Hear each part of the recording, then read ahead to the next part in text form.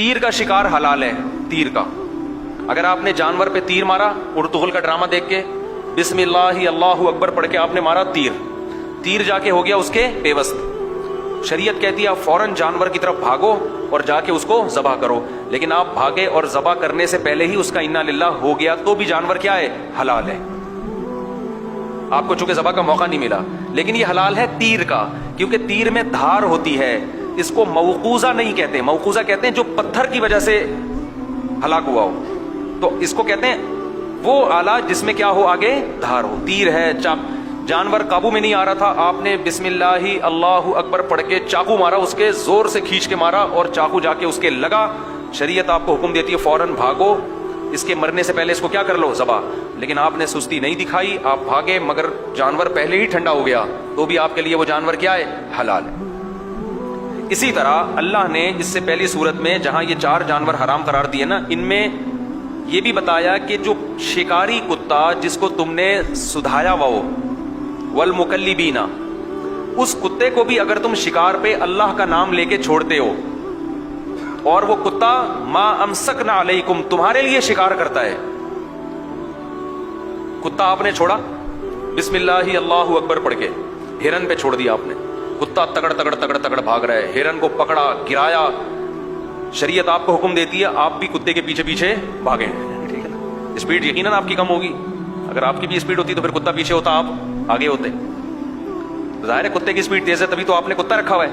کتا اسپیڈ سے بھاگا اور اس نے ہرن کو دبوچ لیا. دبوچنے کے بعد وہ کتا اس ہرن کو پکڑ کے آپ کی خدمت میں پیش کر رہا ہے. شریعت حکم دیتی ہے جلد سے جلد جا کے اس کو کیا کر دو, ذبح.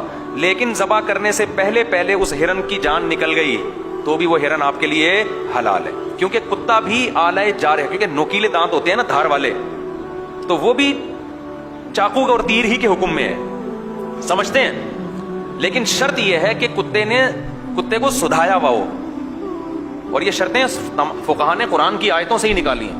کیونکہ اگر کتا ٹرینڈ نہیں ہے تو وہ بھاگا. ٹرینڈ نہ ہونے کی علامت یہ ہے کہ اگر اس نے ایک بوٹی بھی خود کھا لی نا اس میں سے, تو وہ جانور پورا آپ کے لیے کیا ہو جائے گا, حرام. دیکھو کتنی اسلام میں انسان کی عظمت کا خیال کیا گیا ہے کہ جانور کتے نے اپنے لیے شکار کیا ہے, تم اس جانور کو نہیں کھا سکتے. یہ انسان نہیں, یہ درندگی ہے. جانوروں کا بچا ہوا کھا رہے ہو تم وہاں بیٹھ کے. ہم نے دیکھا ہے تنزانیہ کے جنگلوں میں نا, شیر اپنے لیے شکار کرتا ہے, وہاں کے جنگلی لوگ آ کے اس کو اٹھا کے لے جاتے ہیں. یہ انسان کی انسانیت کے بھی خلاف ہے کہ جانور نے شکار کیا, کھا رہا ہے, آپ اس کو بھگایا, چل بے ہٹ کے یہاں سے. تو قرآن نے کیا بیان کیا, ما امسکنا علیکم, کتے نے تمہارے لیے شکار کیا ہو. تو اس کی علامت یہ ہے کہ اگر خود اس میں سے ایک بوٹی بھی کھا لی اس نے, تو اس کی علامت ہے کہ اب اس میں کنفیوژن پیدا ہو گئی ہے, اب یہ مشکوک ہو گیا ہے, تو اب آپ اس کو نہیں کھا سکتے. تو سدھایا ہوا کتا آپ کا آلہ کہلائے گا, یعنی گویا آپ کا تیر ہے جو آپ نے پھینکا ہے, سمجھتے ہو. تو اب اچھا, اسی طرح ایک شکار ہوتا ہے, باز کے ذریعے شکار کیا جاتا ہے.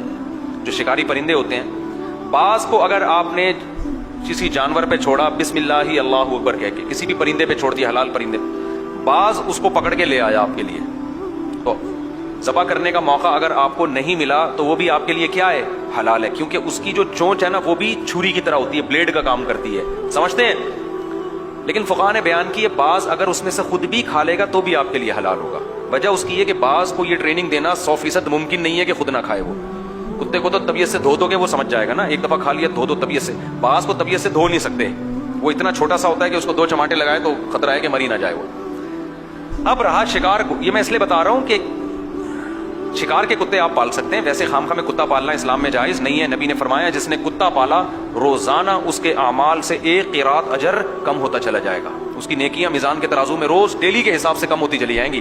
تو بلا وجہ کتے مت پالا کرو, شکار کے لیے پالو یا حفاظت کے لیے. بعض لوگ پرندے پالتے ہیں تو چھت پہ کتے رکھنے پڑتے ہیں, کیونکہ ڈاکو ماکو لوگ چور آتے ہیں چھت پہ سے.